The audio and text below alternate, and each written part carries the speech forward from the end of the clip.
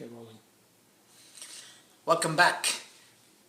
Today we're going to talk about the letter D in the series of Corporate Sufi, the harmony of business, balance and beyond.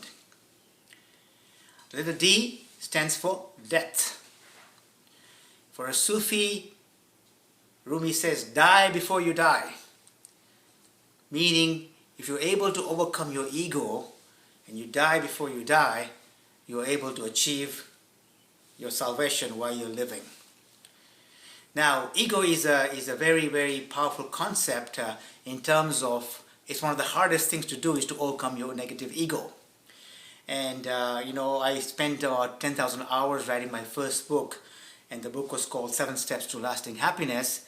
And if you were to ask me one or two things about that book, I would say to you that most of the unhappiness in life comes from your ego. How so? Well, if you write down all the problems you have today, whether it's 1 problem, 5 problems, 10 problems, or even 100 problems, and if you go through all these problems, you'll find out in each of these problems, you're involved. So who's the problem? You're the problem. And that you is your ego. Once you're able to overcome the ego and you focus on a goal larger than self, suddenly all your problems disappear. It's not about you anymore. It's about a cause. The subject then disappears in the object.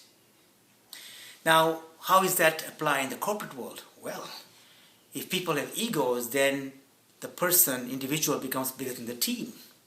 So you're actually counterproductive. One department is working against the other department as if they're 2 different teams or 2 different organizations, and a lot of energy goes away.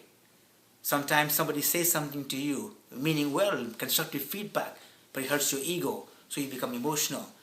You waste a lot of energy because now you're worried about why this person said something to you. So who loses in the end? The corporate loses, and so do you as being part of the corporate. So ego, there's a positive ego where you believe in yourself, in your God-given talent, and you use it for the betterment of all around you. That's different.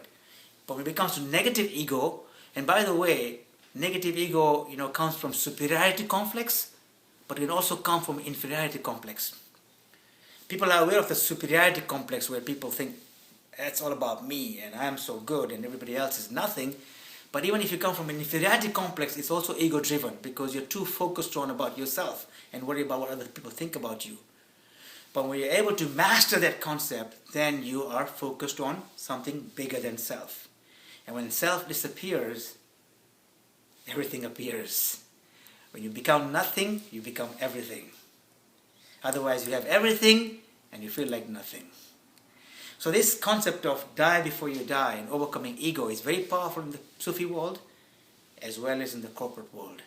And when you marry these 2 concepts, you find the harmony of business, balance, and beyond.